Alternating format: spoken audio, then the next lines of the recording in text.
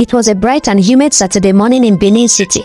The streets bustled with the usual traffic. Street vendors were calling out to passers-by, and the air carried a mix of dust and sizzling meat from nearby roadside grills. Apostle Johnson Suleman, founder of Omega Fire Ministries, was on his way to a ministerial function in the outskirts of the city. The convoy rode smoothly through the streets, the lead SUV clearing the path with sirens low and steady. Inside his black SUV, Apostle Suleman sat quietly, dressed in an elegant cream-colored Nigerian senator outfit. His Bible lay beside him on the seat. His eyes were closed, lost in worship, soft prayers murmuring from his lips. He had felt an unusual stirring in his spirit that morning. It wasn't fear, but a sense that something unexpected was about to unfold. As the convoy approached a crowded market junction, one of the security officers at the front suddenly signaled for a stop. "Sir, there's a disturbance ahead," the driver informed him. Curious, Apostle Suleman opened his eyes and leaned forward. Just a few meters ahead, a man, clearly mentally unstable, stood in the middle of the road. His clothes were torn, his hair wild, eyes fierce with intensity. He held a long stick, waving it as if trying to keep something invisible at bay.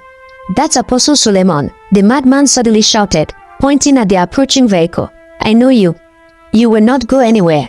The security personnel stepped out, attempting to move the man, but he resisted with a strength that surprised them all. He wasn't violent, but insistent, his gaze locked on the apostle's car, chanting the same words repeatedly.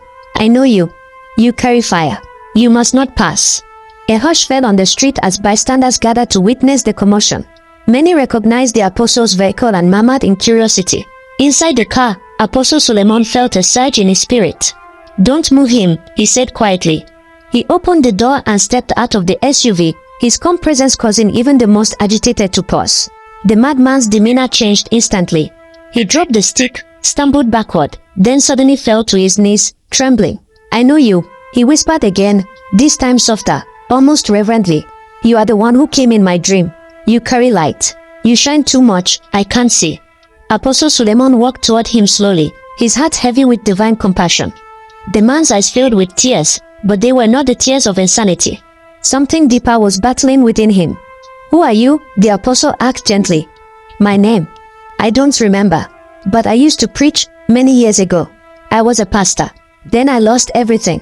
My family, my mind. I've been here for years. But in my dreams, I saw you. You were wearing white and your hands burned with fire." Apostle Suleman knelt beside the man. He placed a hand on his head.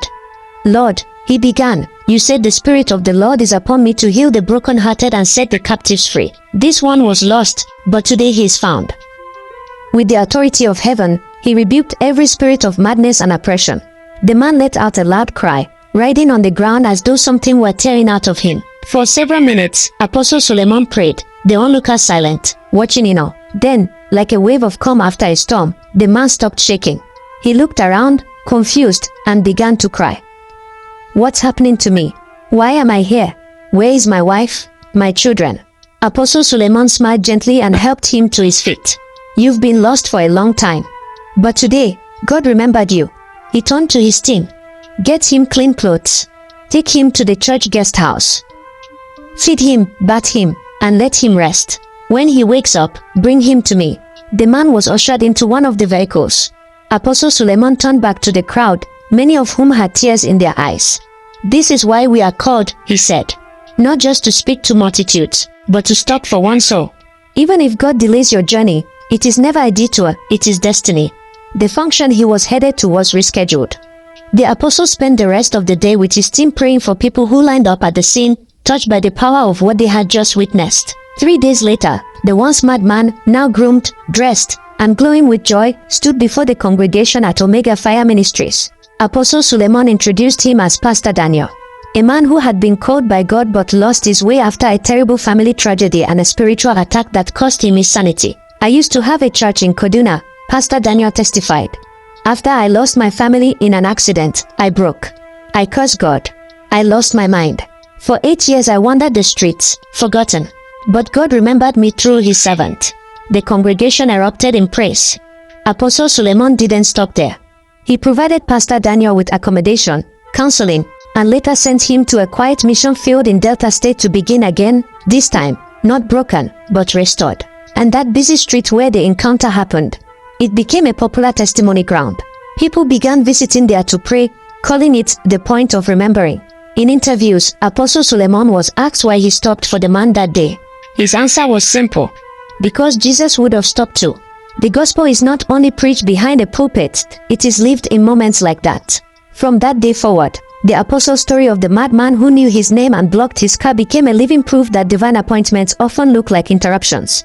And for Pastor Daniel, the journey from a deranged street wanderer to a respected minister was nothing short of a miracle. A story that reminded the world that God still restores lost destinies, and that sometimes, even madness must bow when it recognizes true anointing.